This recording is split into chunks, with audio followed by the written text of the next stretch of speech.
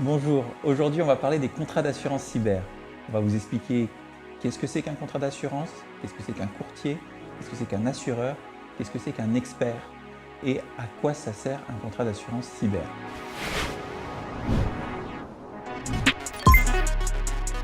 Donc bonjour Adrien. Bonjour Hubert. Merci d'être là. Donc je voulais te poser quelques questions un peu pour mieux comprendre ce que c'est que l'assurance, à quoi ça sert et plus particulièrement l'assurance cybersécurité. Donc la première question qui me vient à l'esprit, c'est l'assurance cybersécurité, ça existe depuis longtemps? Les assurances cyber, ça existe depuis le début des années 2000, voire même la fin des années 90 aux États-Unis. Au début, l'esprit de ces contrats d'assurance, c'était de faire face aux class actions suite à des fuites de données massives. Car à la fin des années 90, ce qui faisait peur aux entreprises, ce n'était pas de subir un ransomware, mais d'être victime d'une fuite de données. Et c'est ce qui se passait. Et pour faire face à ça et pour aider les entreprises à faire, à répondre financièrement aux class actions, ces assurances cyber ont été lancées par les assureurs américains. Ces assurances sont arrivées, on va dire, en France et en Europe vers 2015. Mais alors je laisse l'Angleterre de côté parce que c'était déjà présent en Angleterre. Et d'ailleurs, des assureurs anglo-saxons les proposaient déjà sur le territoire européen. Mais les assurances cyber telles qu'on les conçoit aujourd'hui sont arrivées, on va dire, à partir de 2015. Si je veux souscrire une assurance pour mon informatique, qu'est-ce qui existe comme type de contrat? Parce qu'on parle beaucoup de l'assurance cyber, mais ce n'est pas la seule. Oui, alors ça c'est la première question. Déjà, c'est savoir qu'est-ce que je veux couvrir. J'ai de l'informatique qui est peut-être dans mon entreprise ou qui est peut-être chez un hébergeur, mais qu'est-ce que je veux couvrir? Ça, c'est vraiment la première question à se poser.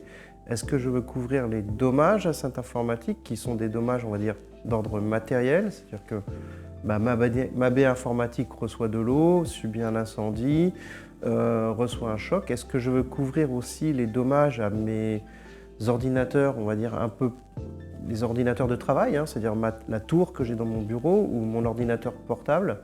Contre quoi je veux le couvrir? Est-ce que je veux le couvrir contre une cyberattaque ou est-ce que je veux le couvrir contre le café que je vais renverser? Et donc les noms des différents types d'assurance, donc c'est cyber d'un côté, c'est tout risque informatique, c'est ça? Alors les différents types de police, on va trouver la police multirisque, qui est une police qui couvre l'ensemble des risques d'une entreprise, et dedans on peut trouver une partie cyber, mais ça sera très léger. On peut trouver également une police tout risque informatique, qui est une police qui va couvrir les risques et plutôt les dommages informatiques. Et pareil, il peut y avoir un paragraphe, un intercalaire sur les virus. On va trouver des polices fraude. Alors des fois on trouve des polices cyberfraude, mais attention, la fraude n'implique pas toujours une atteinte au système d'information. Et on va trouver les polices cyber qui sont des polices dédiées, spécialisées pour le cyberrisque et qui, la plupart du temps, incluent une garantie de gestion de crise. La question que j'entends beaucoup autour de moi, c'est si j'ai une police d'assurance cybersécurité, est-ce que je suis protégé? Je dirais oui et non, Hubert. Ça dépend de ce qu'on veut entendre par protéger. Ça dépend si protéger, c'est un mot dans le cerveau d'un assureur ou dans le cerveau d'un informaticien. Alors, on parle souvent de protection, et c'est vrai que les contrats d'assurance apportent une protection, c'est-à-dire qu'ils permettent de faire jouer des garanties en cas d'événement, si cet événement est garanti et prévu par le contrat, et avoir une indemnisation pour des frais en lien avec cet événement, comme par exemple la reconstruction d'un système d'information. Mais concrètement, d'un point de vue technique, une police cyber ne protège pas. C'est pas parce que je suis couvert contre le vol que je dois laisser mes portes ouvertes. Il faut que je mette des verrous sur mes portes. C'est ça qui va vraiment me protéger. Et bien dans le cyber, Hubert, c'est exactement pareil, pour faire une rime. Si tu veux, la police cyber ne va pas te protéger. C'est pas parce que j'ai un contrat d'assurance contre le vol que ma porte va rester fermée et va résister aux cambrioleurs. Donc ça ne protège pas. En revanche, il y a quand même une petite nuance. On peut avoir des polices d'assurance qui vont de plus en plus exiger un certain niveau de protection. Ce n'est pas la police qui va amener la protection, mais le contrat, pour pouvoir jouer, pour pouvoir se réaliser, va exiger chez l'assuré un certain niveau de protection. Et si aujourd'hui, bon là je suis risque manager d'une entreprise, je souhaite souscrire une police d'assurance cyber, comment est-ce que je dois m'y prendre en fait aujourd'hui? Pour bien souscrire une police d'assurance cyber, la première chose, déjà, c'est bien connaître son risque, bien savoir ce qu'on a besoin de protéger, bien connaître en fait ce qui est critique dans mon système d'information, ce sur quoi je dois absolument compter, ce sur quoi je ne peux pas me permettre d'avoir, on va dire, un arrêt en fait, qui viendrait mettre en péril l'activité de ma société. Donc la première chose pour souscrire une assurance cyber, lorsqu'on est un risque manager, c'est de dire déjà, ok, je dois me couvrir sur un risque au même niveau que le risque commercial. C'est-à-dire l'impact d'une attaque cyber peut m'handicaper au même niveau que l'arrêt de mes ventes. Ça, il faut en avoir conscience. Et se dire qu'est-ce que je veux protéger. Donc, c'est déjà, pour savoir ce qu'on veut protéger, il faut connaître ce qu'on veut protéger. Donc, c'est de connaître ses forces et ses faiblesses, c'est de connaître son système d'information, de connaître quels sont, on va dire, les assets critiques de mon système d'information, qu'est-ce qui touché pourrait vraiment pénaliser durement l'entreprise et l'handicaper au point de faire cesser son activité. Donc il faut bien connaître son risque, c'est la première chose, bien connaître son risque.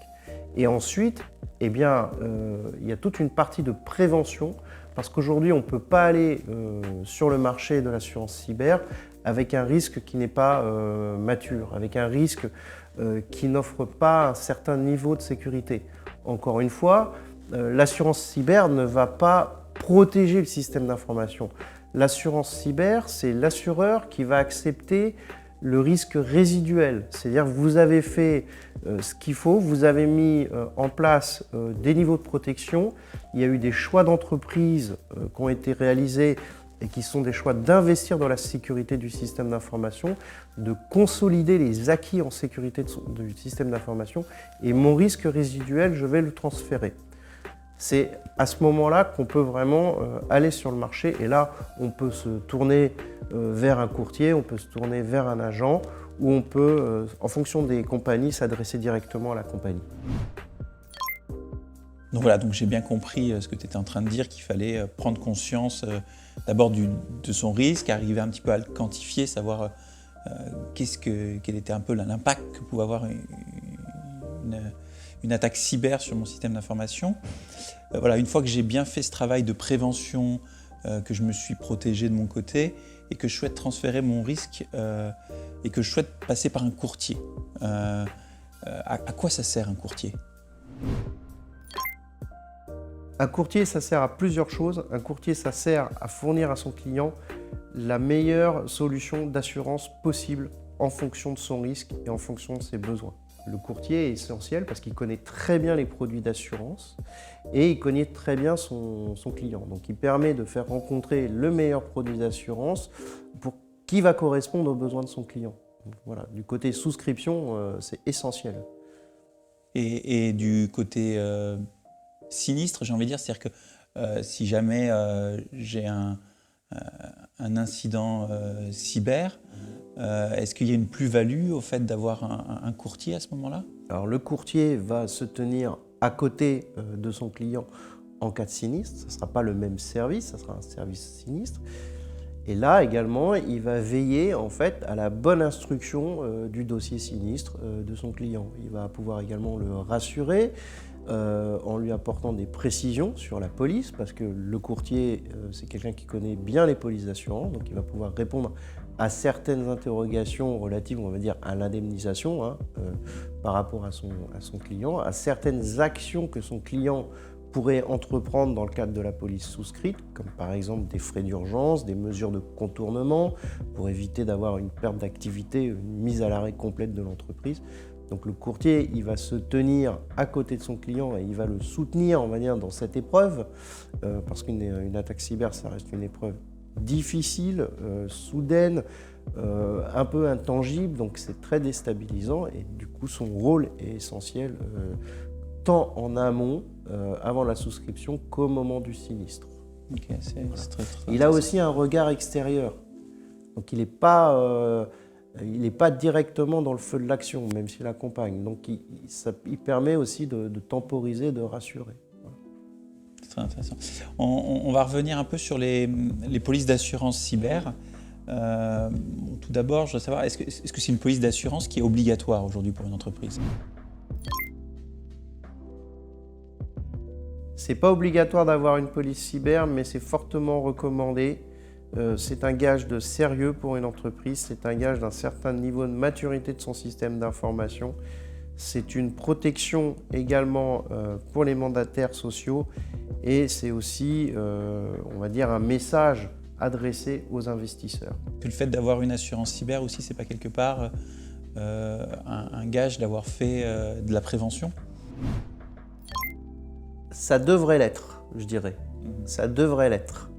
On sait pertinemment qu'aujourd'hui, il y a des risques qui ont une couverture cyber, mais qui n'ont pas forcément fait la prévention. C'est-à-dire que la bonne prévention, on va la découvrir au moment du sinistre.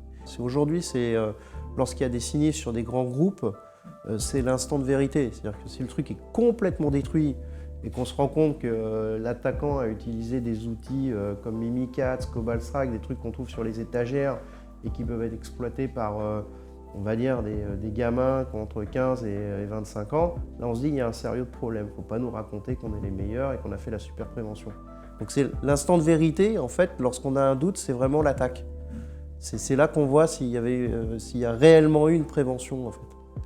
Ou il y a pu avoir une prévention, mais elle n'était peut-être pas bonne. Voilà. Et parfois, on pense avoir eu une bonne prévention. Donc, faut pas, voilà, on va blâmer personne. C'est pas évident, hein, c'est vraiment pas évident. Si je subis un sinistre, mon assureur m'indemnise. Alors, on dit que c'est lui qui me subroge dans mes droits, c'est ça? Voilà, il est subrogé dans les droits de l'assuré.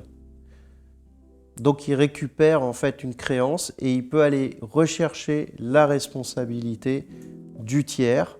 Alors c'est pas automatique, hein, il y a des expertises contradictoires amiables pour ça, il y a même des expertises judiciaires si le contradictoire, si la voie amiable ne permet pas d'aboutir. Donc il peut aller rechercher la responsabilité d'un tiers. Il peut aller essayer de récupérer, du moins les experts de l'assureur vont récupérer pour le compte de l'assuré une certaine somme. Ça fait partie des discussions, c'est souvent transigé. Et le premier euro de cette somme récupérée vient rembourser à l'assuré la franchise.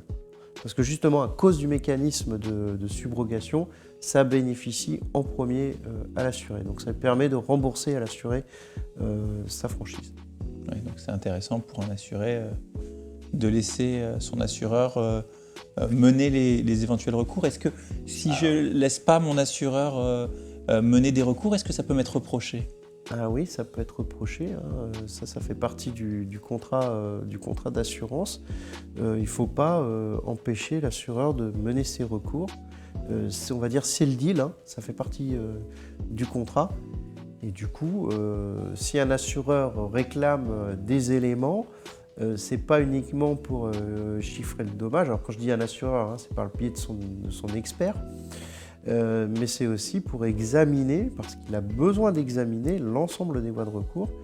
Et ça, c'est pas forcément quelque chose dont va avoir conscience un technicien, un informaticien, mais un risque manager avisé sait très bien, et c'est aussi dans son intérêt, que l'assureur un bon expert se doit d'examiner les voies de recours possibles, même dans un dossier cyber.